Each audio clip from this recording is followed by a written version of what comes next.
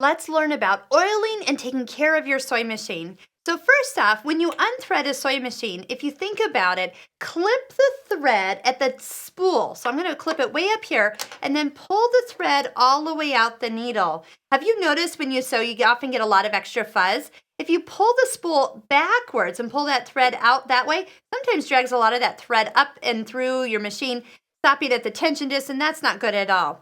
So one thing we want to do is we're going to take the thread out and the bobbin out.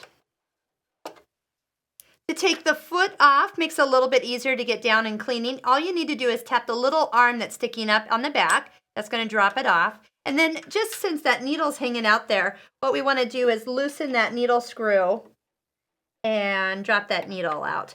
If you haven't changed your needle for a while, it's a great time to do that. Next, we're going to take that nice short screwdriver and loosen these screws up.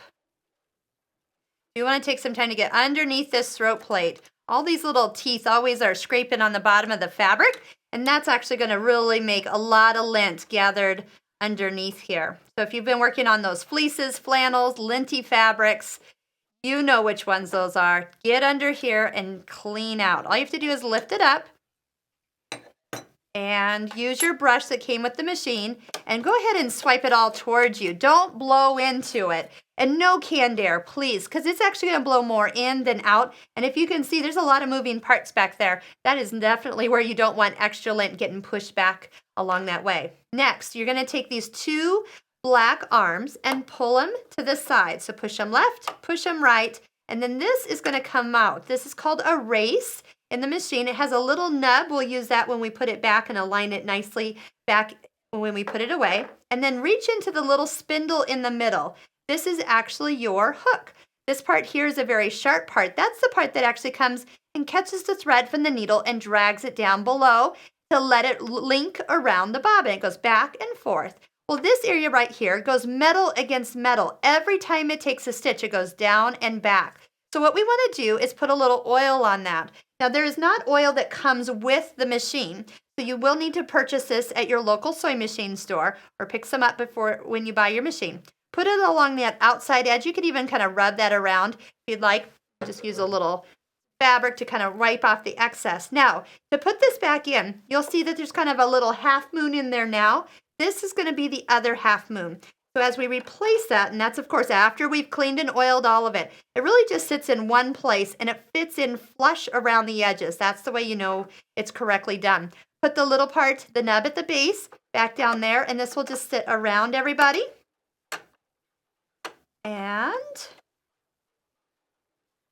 okay, I'm doing it at an angle here. Let me reset that. All right, and put that in. There. And again, it will only work if that's actually properly placed. These arms will come back over and everything is back into position. Just a quick check, turn your hand wheel and you can make sure that everything is spinning properly. Replace the throat plate and your screws here. That's how easy it is. You really want to do this about every 3 to 5 bobbins is get in and clean it out. Anytime that you have a thread break, you're sewing along and just randomly the thread breaks, we've all had that. That is indication that one of two things. Number one, you need a new needle. So go ahead and put a new needle in. Make sure you have the right needle for the thread and project that you're actually working on. Or that you've just got a lot of lint and dust that is gathered up. And with that, it's interfering with the way the stitch is being made and the thread is breaking. So I always change the needle first and then keep sewing.